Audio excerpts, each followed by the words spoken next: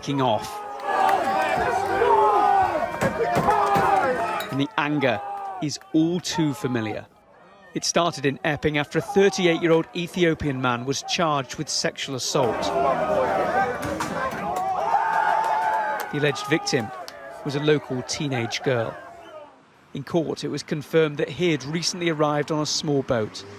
Since then, violence has continued around the BALR Hotel, which has been home to asylum seekers for several years. Pretend it never happened. That'd be tough. That'd be tough. If I could, no, I don't think I could do that. Even if I was absolutely fucking shit scared, I couldn't pretend it never happened.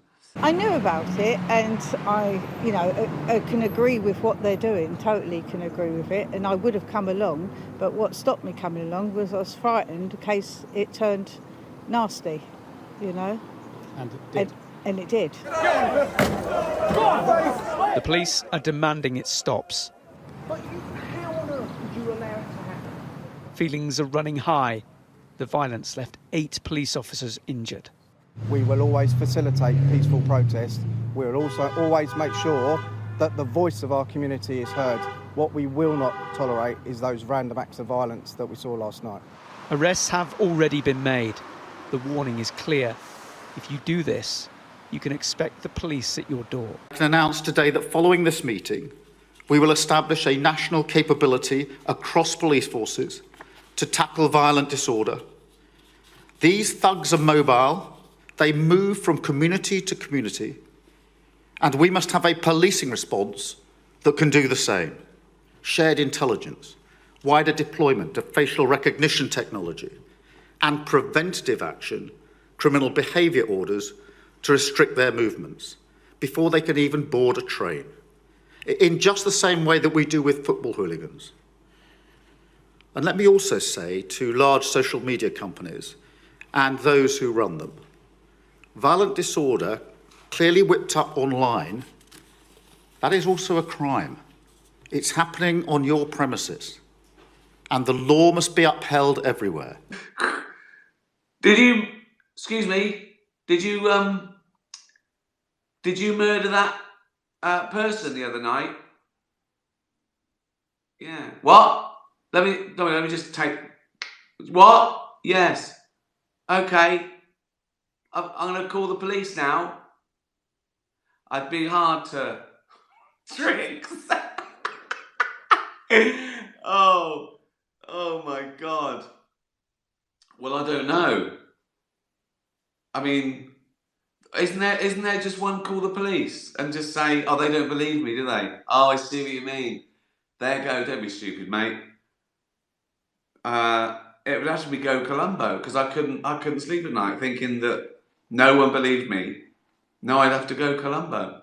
Yeah, and solve it myself. Fucking hell. Now I end up dead. All because of that fucking stupid question.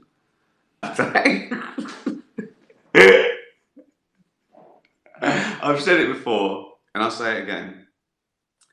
You will not get George Clooney or Steven Spielberg or anyone doing this shit like I do. Never.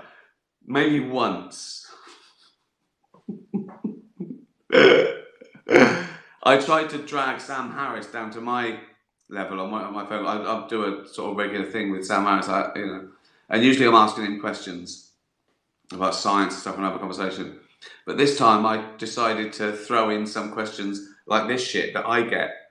And usually he's way out above me, so he's so much more intelligent than me and knows everything. And with these questions, I'm king. So you idiots have made me brilliant at this sort of shit, because he was floundering. He was floundering with the stupid fucking questions that I have to answer. In this arena, I'm better than Sam Harris. Wait till you hear it. It's really good. It's really funny. But interestingly, I was talking to one parliamentary veteran. They are really, really worried. They said to me, we are going to have a summer of riots. You can just feel it, they said. It is a tinderbox. That was the word used by Neil Hudson, the Conservative MP for Epping Forest on this programme. on Friday, and what this person said to me is that it's no doubt that bad elements are driving the violence and the disturbance, but they are feeding off concerns in the community. And listen to what this veteran MP said to me. They're talking about how they're seeing a change in their constituency, good ordinary people feeling their town is changing around them. They go to church, they have a house, and then they're caught on either side with what we call HMOs, houses in multiple occupancy, and they say that there are migrants there and these people feel that they are losing control. That is a mainstream politician. You've never heard that sort of language before, but that is reflecting, they would say, the concerns on the ground in their constituents. Years of anger over immigration whipped up online. Hundreds of people were jailed for their part in those riots. But this deep-seated frustration didn't disappear. Despite repeated government promises to address the small boats in the Channel, they continue to cross. 398 people arrived yesterday. On the French side, near Calais, migrants have clashed with police. Managing this movement of people is an ongoing battle. And the way it's filtered into communities across the UK, like here in Epping, has consequences. The tension has been growing over weeks, maybe months. The government wants to close asylum seeker hotels, but that will take years. They describe the asylum system they inherited as broken. Does comedy have to mean anything? No. Do you mean, does it have to have a hidden meaning, like, you know, like, oh, that was very satirical, and he's bringing down the Vietnamese government? Genius. No, it doesn't need to mean anything.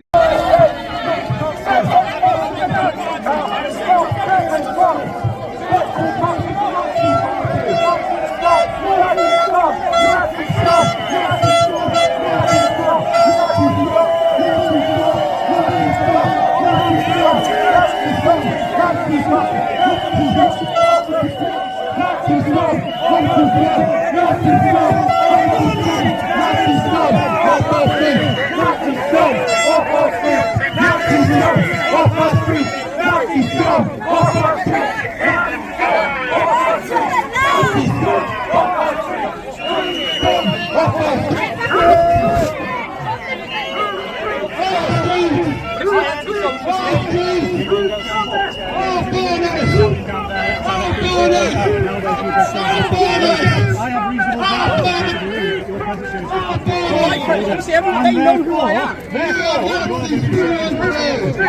They know who I am. That's the point. How can I help that? How can I help that if they know who you are? I'm not violent, so why you put your hands on me? Because I think that you're going to cause a breach of the peace, right? How? That is a political stance for the peace. Don't know what you're going to say. How? Because you caused that confusion, right? Maybe not you, but you must have left in. I was there. And you know exactly how it went. Your words. But you don't want to let us do it. That's what I'm trying to get. I wasn't happy. Exactly. What about all these shouting part? What about all those shouting? Nazis, you allow it. You're allowing that. Well, not leaving. If you don't leave, you're going to get locked up. For section 35, you'll have me in custody. You'll have me in custody. I'm under arrest.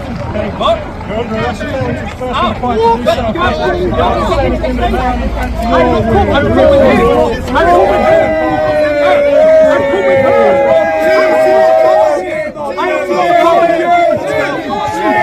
haven't got a car.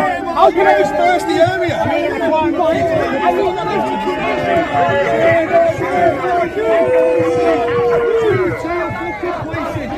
That's what it is. Shame on you.